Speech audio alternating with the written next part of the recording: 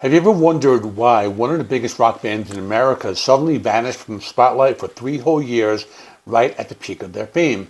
Welcome to the story of ZZ Top's mysterious hiatus, the lost years that almost ended the band, and the dramatic return that changed everything. Let's go back to the mid-1970s. ZZ Top, who are Billy Gibbons, Dusty Hill, and Frank Beard, were unstoppable. Their 1973 album, Tres Hombres, delivered the immortal La Grange. Then there was Fandango in 1975 that gave the world Tush. And then came this album, Tejas, 1976, which didn't have many hits, but it's a solid album. And they were selling out massive arenas on a legendary worldwide Texas tour, complete with live longhorn cattle, buffalo, even rattlesnakes on stage. It was Texas-sized excess, and fans loved every second of it. But behind the beards and the boogie, the road was grinding them down. 7 straight years of touring, recording, and living out of suitcases had pushed the band to the edge. Frank Beard was struggling hard with drug addiction. Exhaustion had set in. The joy was fading. So after wrapping up Tejas and the tour in 1977, ZZ Top did something no one expected. They walked away. No announcement, no farewell tour. They just disappeared. For the next 3 years, 1977 to 1979, ZZ Top was effectively gone.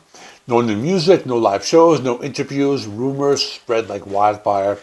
Some fans thought the band had broken up for good. Others wondered if they burned out or quit rock and roll forever. What were they actually doing during those silent years? The truth is stranger and more human than anyone guessed. Billy Gibbons headed to Europe. He soaked up the emerging punk and new wave scenes in London and Paris, hanging out in clubs, listening to fresh sounds, and quietly recharging. Frank Beard checked himself into rehab to fight his addiction head-on. Once clean, he disappeared to the Caribbean for months, living simply far away from the chaos of the music business. Dusty Hill, he went completely off the grid. He spent time in Mexico, then took an ordinary job loading baggage at Dallas-Fort Worth Airport. Why? Because after years of hotel rooms and screaming crowds, he wanted to feel normal again, just another guy with a 9-to-5 shift. During those 3 years, the three members barely spoke to each other. Billy later said they became virtual unknowns to each other. The band was on life support. But something unexpected happened while they were apart. Without any discussion or plan, Billy and Dusty both let their beards grow, long, wild, chest-length beards that would soon become their trademark. Frank grew one too at first, but then shaved it off and stayed clean-shaven. When they finally decided to reconnect in 1979, the beards were already legendary. The silence ended when they walked back into a Memphis studio in the spring of 1979.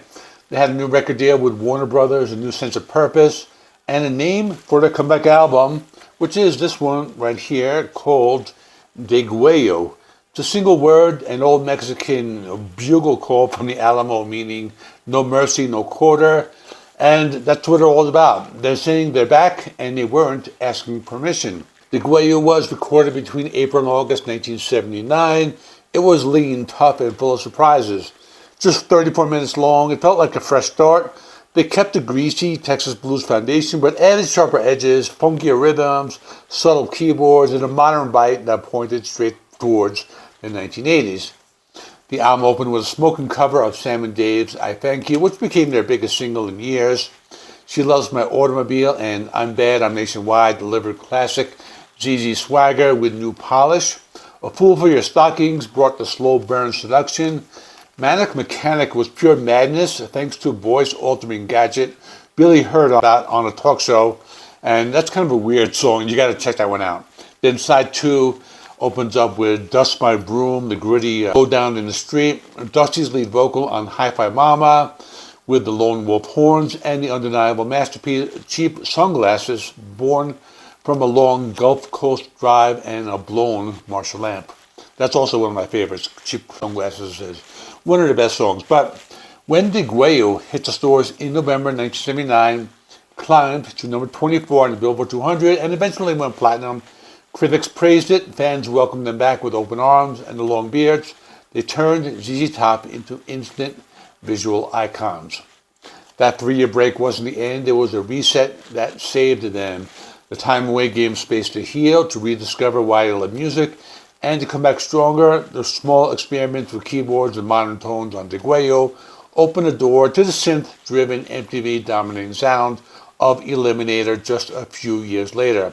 The hiatus turned burnout into reinvention. So to answer the question we started with, why did ZZ Top vanish for 3 whole years at the height of their success? Because they had to. The road had nearly broken them.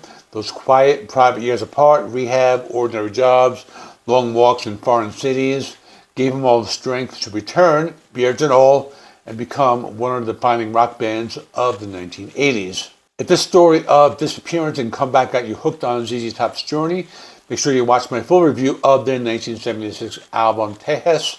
The record that closed the first chapter and set the stage for this incredible return should be popping up on the screen right about now. If you enjoyed this deep dive, please hit the like button, subscribe for more rock history stories, drop a comment. Let me know in the comments what surprised you the most about ZZ Top's 3-year break. Did you know where they were? And let me know below. I read and respond to all comments. Thanks for watching. Keep the faith, keep the volume up, and I will see you in the next one.